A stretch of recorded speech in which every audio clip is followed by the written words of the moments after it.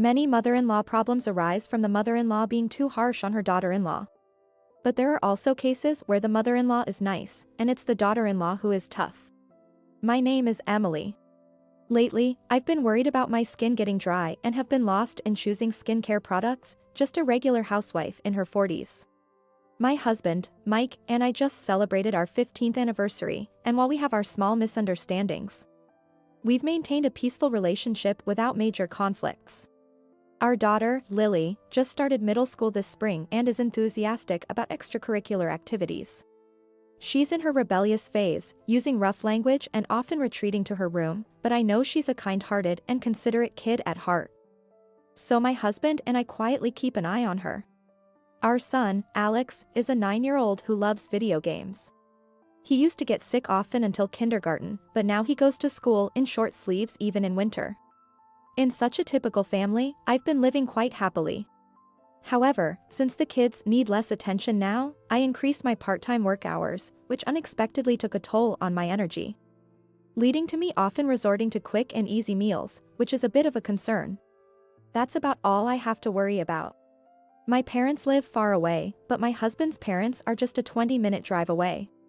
So, since having children, we've often relied on my in-laws. My father-in-law was like a traditional, stubborn old man, but he was incredibly sweet to his grandchildren, always waiting with a lot of treats. My mother-in-law, who has been by his side, is calm but efficiently handles all the household chores, always busy and smiling. That's why I never hesitated to visit my in-laws, feeling grateful for how welcoming they are to my children. This routine continued for a while, but my father-in-law passed away 3 years ago. It was a peaceful funeral, following 2 years of illness, though tinged with sadness.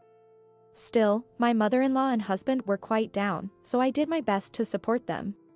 Who would take care of my mother-in-law now that she was alone? It was my brother-in-law, John, and his wife, Susan, who stepped up. In return, they wanted to inherit her house. Susan, who is passionate about education, wanted to live in the conveniently located in-laws' house near the station to send her daughter, Sarah, then 10 years old, to a private middle school. Honestly, I was worried that living under one roof as mother-in-law and daughter-in-law might cause stress, even though my mother-in-law is a nice person. But the decision was made between my husband and his brother, so I couldn't say much. After 1 month after funeral, John's family and my mother-in-law started living together in the family home. My prediction came true. 3 years later, the relationship between my mother-in-law and Susan had significantly deteriorated. I brought some apples from my parents for you. Oh, thank you so much. During a visit to the in-laws' house in late autumn, I handed my mother-in-law a paper bag filled with apples at the entrance. She peeked inside the bag with a smile. They smell fresh and delightful. I always look forward to them every year. I must call your mother to thank her. And my mom really loves the oranges you send, too. Ah, hearing that makes me happy and makes it worth sending them. She replied, covering her mouth with her hand and laughing elegantly. I can't laugh like that. I have a habit of laughing loudly with my mouth wide open and clapping my hands, so I admire her refined demeanor. Now that the kids are older and I'm busy with part-time work and house chores. It's been since the last family reunion in summer that I've seen my mother-in-law. I really wanted to catch up with her, share news about the kids' growth and our life, but there's one person who always interrupts. Hey, can you not talk at the front door? It's disturbing the neighbors. Emily, if you're done, please leave quickly. Susan. That's Susan, my sister-in-law. She just pops her head out from the living room, frowning, not bothering to hide her displeasure. Okay. Sorry about that, Emily. We'll enjoy the apples. No, it's okay. My mother-in-law, looking apologetic, quietly closes the door. I could only stand there, holding back what I wanted to say, as the door shut. Susan's still so cold to her.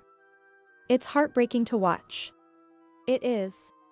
I vent to my husband, Mike, about what happened at the in-laws when he comes home at night. He lets out a big sigh, seeming troubled. Yes, what happened today wasn't unusual. In the first 6 months of living together, Susan seemed to be holding back and didn't clash with my mother-in-law.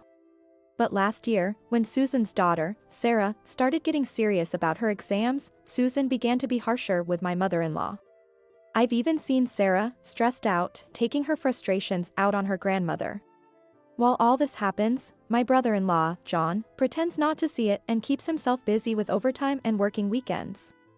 I thought Susan might calm down after Sarah successfully got into her first-choice middle school this spring. But now, with no more commuting to tutoring sessions, Susan's been spending more time at home and treating my mother-in-law like an unwanted presence. Mother-in-law is also a caring person, so living with her may be troublesome in some ways. But treating her like that is just too much. I guess so. Mike becomes even quieter than usual whenever the topic of his family comes up. He probably finds it hard to speak ill of his brother and sister-in-law, who are, after all, taking care of his mother. Yes, I'm worried about mother-in-law, but if we get involved, it might make her situation worse. So after talking about the in-laws, we usually just end up sighing. But things took a sudden turn. Well, maybe it was all part of John and Susan's plan. One weekend, John unexpectedly said he wanted to talk and came over to our house. I had a bad feeling about it, but I ushered the kids into their room and led John to the living room. I was about to leave to give them space to talk, but John asked me to stay, so I sat down with them. John, looking clearly troubled, began to speak solemnly. "You've noticed that Susan and Mom don't get along, right?" "Well, I guess." My husband and I respond vaguely. "It doesn't seem like just not getting along. It looks more like Susan is unilaterally mistreating my mother-in-law." John, oblivious to our reactions, nods as if satisfied. "It's causing a lot of stress for Susan." "Is that so?" "Really? I think mother-in-law looks way more stressed. I'm her husband, so I want to prioritize Susan's needs." "I see. That's nice. Protecting your wife like that, you're a wonderful husband, aren't you? But it seems like you've been running away from the problem until now." So I decided to ask my mom to leave the house. "What?" My husband and I couldn't help but shout in unison at my brother-in-law's unbelievable statement. Kicking out mother-in-law? Not them moving out? No way, no way. Why does she have to leave? Even my usually calm husband raised his voice in anger. Despite being pushed by his reaction, my brother-in-law stubbornly continued with his selfish reasoning. "Well, it can't be helped. Susan is crying, saying she can't live with mother-in-law anymore. Then why don't you guys move out?" "That's impossible.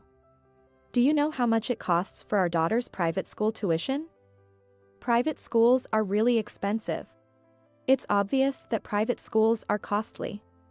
Didn't you plan for that when you decided on middle school entrance exams?" "Well, but Susan insists that without private middle school, our daughter won't get into a good university. That's all your own convenience. It's no reason for mother-in-law to have to leave her home." What an unplanned couple they are. I'm just stunned next to my furious husband. But then, my brother-in-law dropped a bombshell. "But, you know, the house is in my name." The heated atmosphere froze in an instant. "Wasn't that under the condition that you'd take care of mother-in-law?"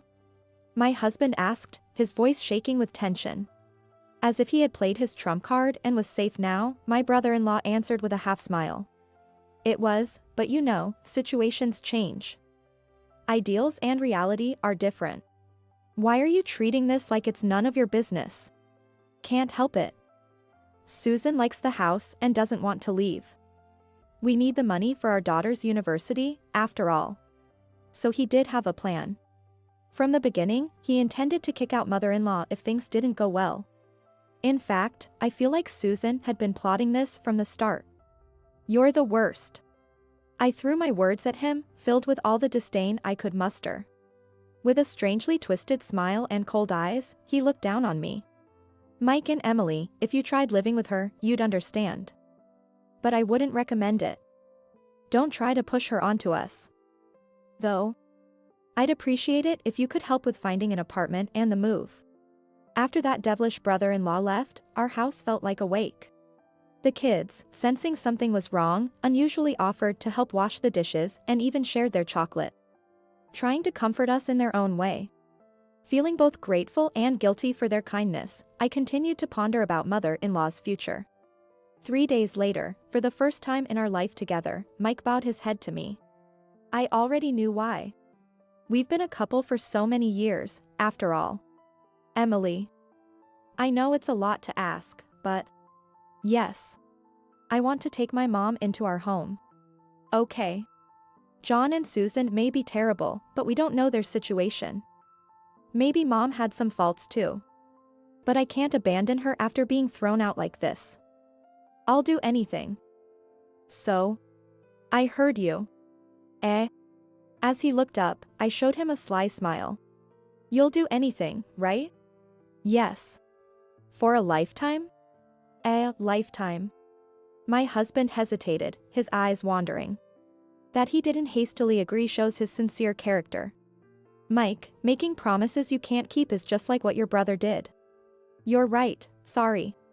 So, let's promise only what we can do, together with mother-in-law. I smiled at him, meeting his eyes. He crumpled his face and thanked me repeatedly. Emily. Thank you, really, thank you. I've also received a lot of help from mother-in-law. Now it's our turn. There's no guarantee everything will go smoothly. But I liked my mother-in-law enough not to leave her out in the cold. A month after we made up our minds, my husband and I went to pick her up. You're noble, aren't you? Sucking up to someone who can't give you anything in return. I'll never forget the whisper in my ear from Susan as we were leaving. When mother-in-law arrived at our house, she stood anxiously at the entrance. She looked even smaller, and I wanted to reassure her with kind words.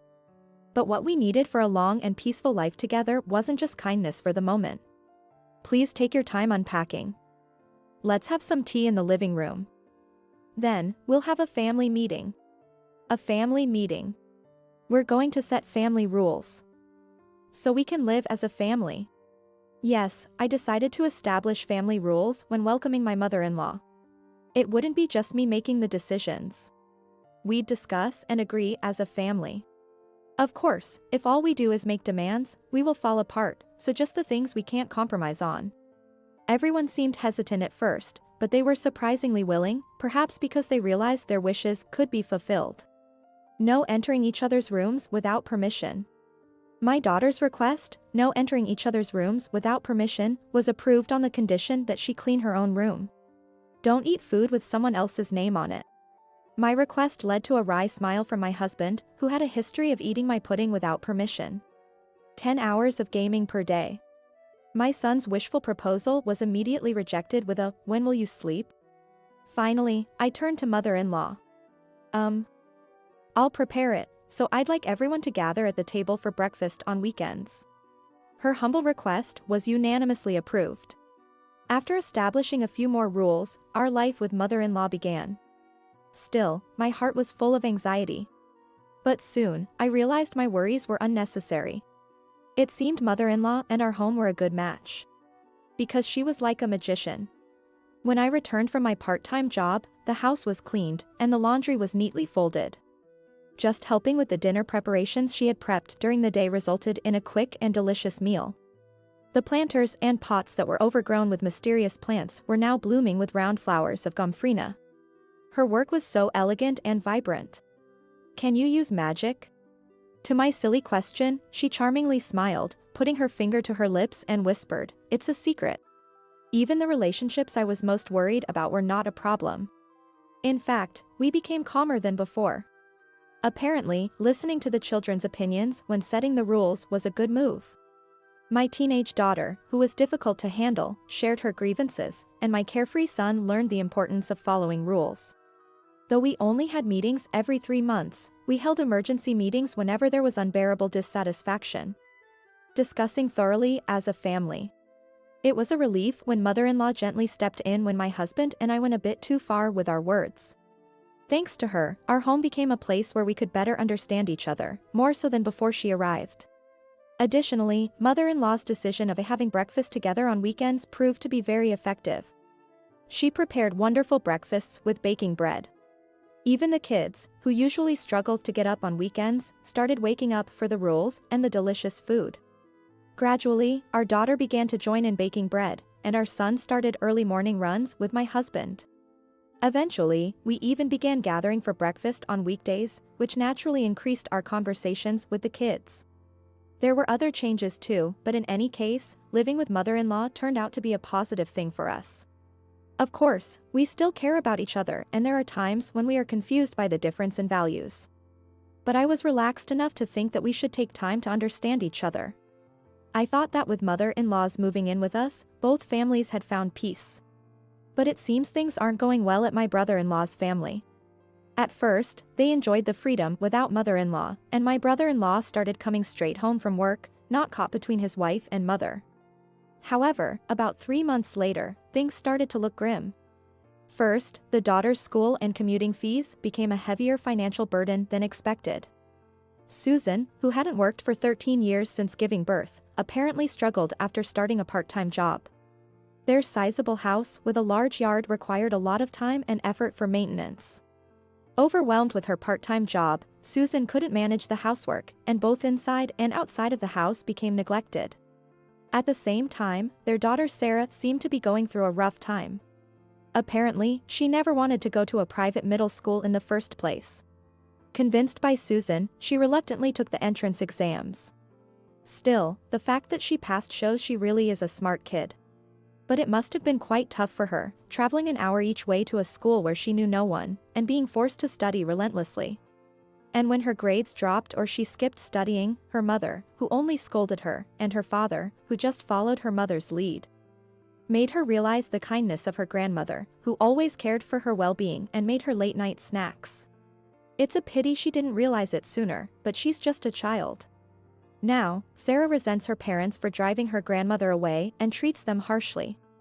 My brother-in-law and his wife are having a hard time dealing with it. That's why, can you return mom to us? I was utterly appalled by my brother-in-law's words, who relayed the dire situation of his family and his wife's unbelievable request like a messenger pigeon. What do you mean that's why? My husband's face, filled with anger and disbelief, was expressionless.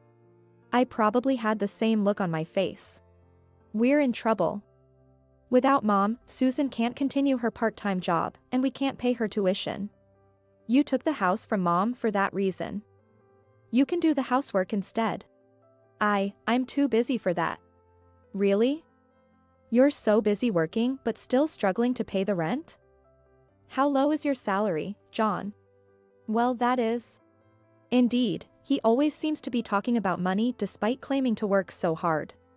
In my mind, puzzled by this, I picture my sister-in-law, Susan, with her designer bags and frequent trips to the spa. It seems like my brother-in-law, John, is trying to keep her happy with money. Such foolishness. Our commotion at the front door made mother-in-law come out from the living room. We told her to stay away, but obviously, she was concerned about her own situation. Mike. What are you doing? Mother-in-law's face was just as expressionless. Still, John cheerfully called out to her. Mom. You heard it, right? You want to return to your house too, right? Susan seems to have reflected on her actions, so forgive her. And where is this repentant daughter-in-law? Well. So Susan has no intention of apologizing herself, but she wants the convenient housekeeper back. How utterly self-serving and dependent are they as a couple? I won't return. And I certainly won't lend any money either. Mom. Even my usually affable mother-in-law's cold gaze made John visibly shaken. Frankly, we were shocked by his naivety in expecting a positive response from her. But, don't you feel sorry for Sarah? She's been lonely since you left, and her smiles have diminished. She might even quit the school she worked so hard to get into. That's something you parents should handle. It's your thoughtless actions that caused this. You never considered Sarah's feelings. But, still. Using your own child as a bargaining chip is just despicable.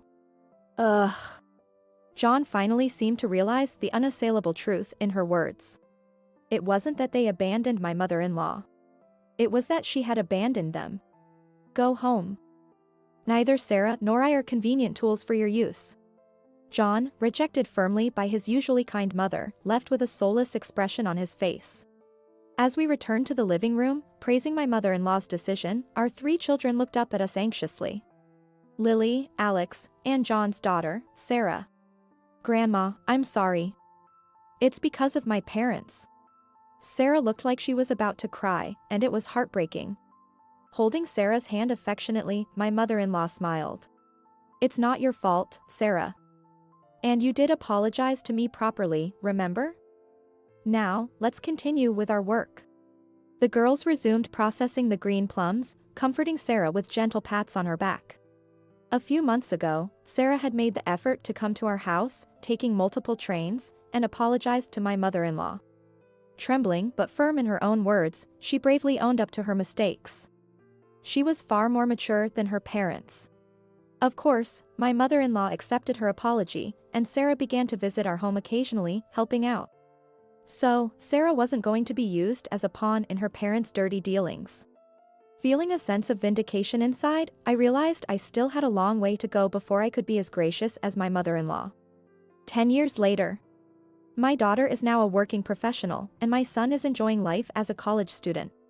They're not in high-paying jobs or attending prestigious universities, nothing like that. But they both chose their own paths and continue to work hard to achieve their goals, which makes me extremely proud as a parent.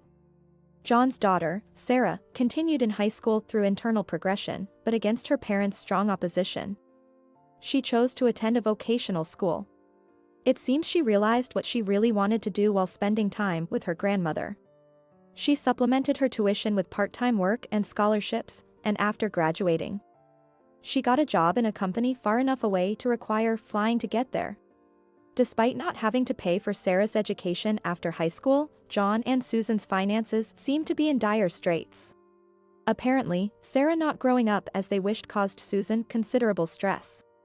She indulged in shopping as a way to relieve stress, but neglected house chores. Their home, once tidy when the grandmother lived there, became so cluttered that things spilled outside, making them the talk of the neighborhood. The unrepentant John and Susan periodically begged for help from mother-in-law and our family, but of course, we never accepted. Susan never showed up herself, always sending John alone like a messenger pigeon. They have to reap what they sowed. Now, with the children gone, my mother-in-law and I maintain a comfortable distance while still enjoying life together. My husband seems to be ever grateful to me, cherishing me even as we celebrate our 25th anniversary. To outsiders, our days might seem ordinary, but I'm incredibly happy with a family that's vibrant and full of life.